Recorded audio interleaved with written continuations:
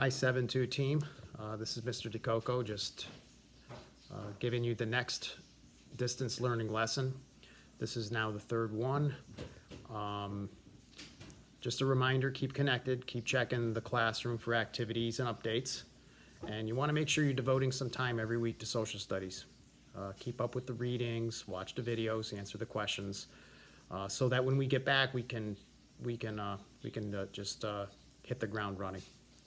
So what I want to do in this very short video clip is to recap Chapter 8, give you a little preview of the things you're going to be learning about in Chapter 9, and then explain directions for the online learning activities.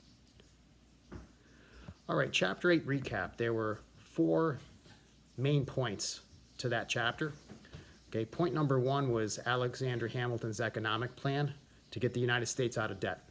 The plan had 3 parts: establishment of a national bank, tariffs on foreign goods, and taxes. The plan was liked by many people, but it was also disliked by people. So in other words, the plan was controversial. Another thing you learned about in this chapter was George Washington. Being the first president, he set a lot of traditions and precedents for other presidents to follow. He established, or he showed strong leadership in the way he handled the Whiskey Rebellion, and he set the United States on a course to be a neutral nation for many, many years to come.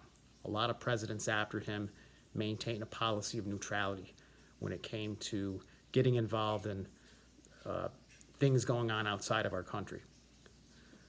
The third key point of the chapter was John Adams. John Adams was the second president of the United States. He would only be president for 4 years. His presidency was very rocky. It was controversial because Adams did some things that others did not like. He helped lead us in an undeclared naval war with France, which was a controversial war because some people wanted to be friends with France, not fight them. He helped push through the Alien Sedition Acts, which later on would be proven to be unconstitutional.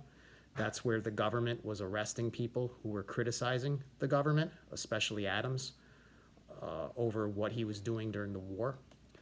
So Adams would be president for 4 years, and he would end up losing the next election to Thomas Jefferson, which we'll talk about in just a second. And then, of course, the fourth and final key point from Chapter 8 was the development of political parties. You'll notice that I mentioned Hamilton's plan was a little controversial. Adams was a little controversial. When I say controversial, I'm referring to the fact that not everybody agrees on everything a leader does or the government does. Because people had different ideas of how to get the country on track and how we should react to crises, we started to see the development of political parties. And the first 2 political parties the United States formed, and that's the fourth and probably most important point of Chapter 8. We still have political parties today. The 2 parties are the Democrats and the Republicans, and they both want the same things for the country, but where they differ are how to get there. Democrats and Republicans have different ideas how to achieve goals, such as how to have better schools, how to have safer roads, safer country, stronger economy. So both parties want these things, but they have different ideas how to get there. And people have opinions also, and they tend to side with one political party or another, either on most or all the issues or maybe just a few. So that's Chapter 8 in a nutshell. That's what the activities were related to, and that's what you learned about. Upcoming in Chapter 9, you're going to learn about Thomas Jefferson, the third president. He wins the closest election in American history, which was the election of 1800. It was an actual electoral tie, 73 to 73. The House of Representatives ended up deciding the election. Jefferson only won by 1 vote in the House of Representatives. So this is the closest election we've ever had. And once that's behind us, Jefferson is now the president, and it marks a change in power from the Federalist Party to the Democrat-Republican Party.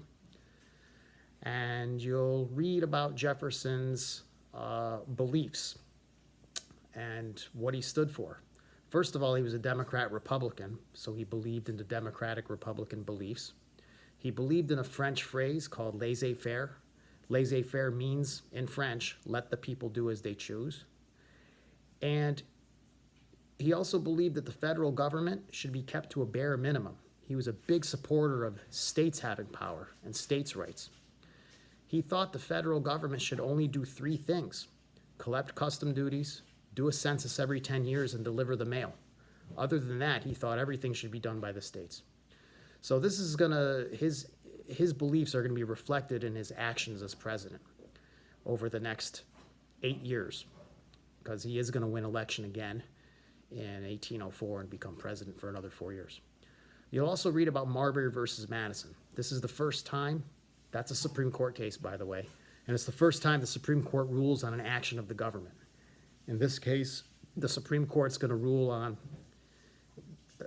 Thomas Jefferson, whether or not him telling James Madison not to deliver commissions was constitutional or unconstitutional.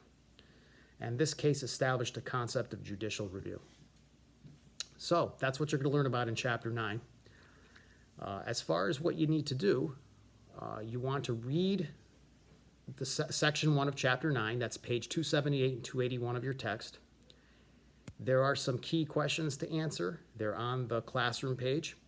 So you can click on to that class assignment, get to the page, and in the page, on the last question, there's a link to a video. You need to watch the video to help you answer the last question.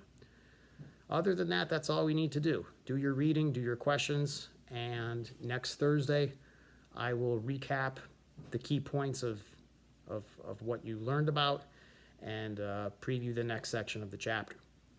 All right, so once again, stay connected, stay healthy and safe.